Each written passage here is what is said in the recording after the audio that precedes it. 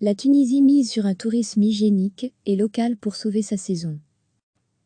Touchée par une rechute de son tourisme en raison du nouveau coronavirus, mais relativement épargnée par la pandémie, la Tunisie cherche à limiter les dégâts pour ce secteur clé, en mettant l'accent sur de strictes mesures d'hygiène et en ciblant un marché surtout local.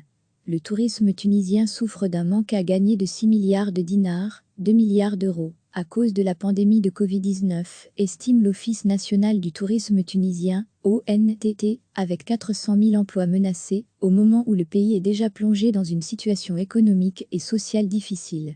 Le secteur, qui pèse environ 14% du PIB selon le ministère du Tourisme, est à l'arrêt depuis fin mars, et la fermeture des espaces aériens avec l'Europe, son principal marché, est appelée à se prolonger une bonne partie de l'été. Cet effondrement a des allures de rechute pour un secteur déjà très éprouvé par les conséquences de l'instabilité politique et surtout des attaques djihadistes des années 2015 à 16. À lire aussi toutes les infos sur le coronavirus après 3 années de rebond, qui avait vu la fréquentation revenir à des niveaux inédits depuis 10 ans. La Tunisie avait bien débuté l'année, avec une hausse des recettes de 28%, souligne Feriel Gadoumi, une coordinatrice de l'ONT. Il n'y a personne assis devant son magasin d'antiquités, dans le village pittoresque de Sidi Bou Saïd, près de Tunis, dont les ruelles bleues et blanches sont habituellement bondées au printemps. Mohamed Saddam ne vient désormais qu'une heure par jour, pour aérer les lieux. Normalement, la saison commence maintenant. Mais là, il n'y a personne, soupire-t-il. On attend l'ouverture de l'espace aérien. Mais l'année 2020 est foutue pour nous. La plupart des hôtels ont fermé leurs portes, et ceux qui restent ouverts logent, souvent gratuitement, les milliers de personnes en quarantaine, ce qui donne aux stations balnéaires des allures de villes fantômes. L'Organisation mondiale du tourisme, OMT, a averti que le nombre de touristes internationaux diminuerait de 60 à 80% en 2020. Mais les hôteliers tentent de sauver ce qui peut l'être de la saison en s'appuyant sur la situation sanitaire rassurante du pays et sur des mesures d'hygiène drastiques.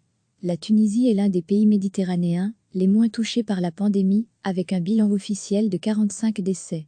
Pendant plusieurs jours cette semaine, aucune nouvelle contamination n'a été enregistrée. Les clients vont se concentrer sur l'aspect sanitaire et hygiénique, assure Anis Souissi, directeur commercial dans l'hôtellerie, qui envisage des menus fixes au choix au lieu de l'habituel buffet, une table attitrée et un parasol fixe tout au long du séjour. Cibler le marché local et préparer la saison prochaine sont les seuls choix, observe-t-il. Le ministère du Tourisme prépare un protocole pour les hôtels qui rouvriront. Certains envisagent de le faire début juin. Au programme, des contrôles de température à l'aéroport et à l'entrée des hôtels, des chambres désinfectées et laissées vacantes 48 heures entre deux clients, des lavages intensifs des espaces communs et l'espacement des tables d'1 mètre dans les cafés. Ces mesures sont nécessaires pour regagner la confiance des partenaires, affirme Feriel Gadoumi. Reste à savoir si les hôtels, dont certains sont déjà au bord de la faillite, arriveront à faire les investissements nécessaires. Car le tourisme a déjà été fragilisé par une série de crises. Après l'instabilité politique ayant suivi la chute du dictateur Zine El Abidine Ben Ali en 2011, des attentats djihadistes ont visé en 2015 des estivants dans un hôtel de Sousse, Centré, et au musée du Bardo à Tunis, 60 morts dont 59 touristes. La situation sécuritaire s'est depuis beaucoup améliorée, et la fréquentation était revenue l'an passé à son niveau d'avant 2011, avec 9,5 millions de visiteurs, même si les recettes restent à la traîne. La faillite du pionnier des voyagistes, le Britannique Thomas Cook, qui transportait 5% des touristes européens, a ébranlé certains hôtels en septembre 2019. Pour cet été, outre le tourisme national, les hôteliers lorgnent du côté des vacanciers algériens, voire russes, qui leur ont permis d'amortir les crises précédentes. Mais aucun vol commercial n'est programmé pour l'instant. En outre, l'Algérie est sérieusement touchée par la pandémie et l'ouverture des frontières n'est pas envisagée à court terme.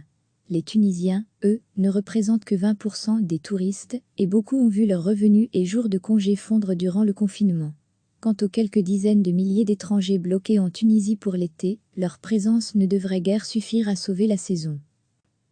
Touchée par une rechute de son tourisme en raison du nouveau coronavirus, mais relativement épargnée par la pandémie, la Tunisie cherche à limiter les dégâts pour ce secteur clé, en mettant l'accent sur de strictes mesures d'hygiène et en ciblant un marché surtout local. Le tourisme tunisien souffre d'un manque à gagner de 6 milliards de dinars, 2 milliards d'euros, à cause de la pandémie de Covid-19, estime l'Office national du tourisme tunisien, ONTT, avec 400 000 emplois menacés, au moment où le pays est déjà plongé dans une situation économique et sociale difficile. Le secteur, qui pèse environ 14% du PIB selon le ministère du Tourisme, est à l'arrêt depuis fin mars, et la fermeture des espaces aériens avec l'Europe, son principal marché, est appelée à se prolonger une bonne partie de l'été. Cet effondrement a des allures de rechute pour un secteur déjà très éprouvé par les conséquences de l'instabilité politique et surtout des attaques djihadistes des années 2015 à 16. À lire aussi toutes les infos sur le coronavirus après 3 années de rebond, qui avait vu la fréquentation revenir à des niveaux inédits depuis 10 ans. La Tunisie avait bien débuté l'année, avec une hausse des recettes de 28%, souligne Feriel Gadoumi, une coordinatrice de l'ONT. Il n'y a personne assis devant son magasin d'antiquités, dans le village pittoresque de Sidi Bou Saïd, près de Tunis, dont les ruelles bleues et blanches sont habituellement bondées au printemps. Mohamed Saddam ne vient désormais qu'une heure par jour, pour aérer les lieux. Normalement, la saison commence maintenant. Mais là, il n'y a personne, soupire-t-il. On attend l'ouverture de l'espace aérien. Mais l'année 2020 est foutue pour nous. La plupart des hôtels ont fermé leurs portes, et ceux qui restent ouverts logent, souvent gratuitement, les milliers de personnes en quarantaine, ce qui donne aux stations balnéaires des allures de villes fantômes. L'Organisation mondiale du tourisme, OMT, a averti que le nombre de touristes internationaux diminuerait de 60 à 80% en 2020. Mais les hôteliers tentent de sauver ce qui peut l'être de la saison en s'appuyant sur la situation sanitaire rassurante du pays et sur des mesures d'hygiène drastiques. La Tunisie est l'un des pays méditerranéens les moins touchés par la pandémie, avec un bilan officiel de 45 décès. Pendant plusieurs jours cette semaine, aucune nouvelle contamination n'a été enregistrée. Les clients vont se concentrer sur l'aspect sanitaire et hygiénique, assure Anis Swissi, directeur commercial dans l'hôtellerie, qui envisage des menus fixes au choix au lieu de l'habituel buffet, une table attitrée et un parasol fixe tout au long du séjour. Cibler le marché local et préparer la saison prochaine sont les seuls choix, observe-t-il. Le ministère du Tourisme prépare un protocole pour les hôtels qui rouvriront. Certains envisagent de le faire début juin. Au programme, des contrôles de température à l'aéroport et à l'entrée des hôtels, des chambres désinfectées et laissées vacantes 48 heures entre deux clients, des lavages intensifs des espaces communs et l'espacement des tables d'1 mètre dans les cafés. Ces mesures sont nécessaires pour regagner la confiance des partenaires, affirme Feriel Gadoumi. Reste à savoir si les hôtels, dont certains sont déjà au bord de la faillite, arriveront à faire les investissements nécessaires. Car le tourisme a déjà été fragilisé par une série de crises. Après l'instabilité politique ayant suivi la chute du dictateur Zine El Abidine Ben Ali en 2011, des attentats djihadistes ont visé en 2015 des estivants dans un hôtel de Sousse, Centré, et au musée du Bardo à Tunis, 60 morts dont 59 touristes. La situation sécuritaire s'est depuis beaucoup améliorée, et la fréquentation était revenue l'an passé à son niveau d'avant 2011, avec 9,5 millions de visiteurs, même si les recettes restent à la traîne. La faillite du pionnier des voyagistes, le Britannique Thomas Cook, qui transportait 5% des touristes européens, a ébranlé certains hôtels en septembre 2019. Pour cet été, outre le tourisme national, les hôteliers lorgnent du côté des vacanciers algériens, voire russes, qui leur ont permis d'amortir les crises précédentes. Mais aucun vol commercial n'est programmé pour l'instant. En outre, l'Algérie est sérieusement touchée par la pandémie et l'ouverture des frontières n'est pas envisagée à court terme.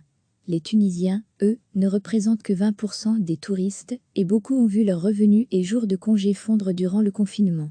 Quant aux quelques dizaines de milliers d'étrangers bloqués en Tunisie pour l'été, leur présence ne devrait guère suffire à sauver la saison. Cliquez sur s'abonner pour recevoir les dernières nouvelles.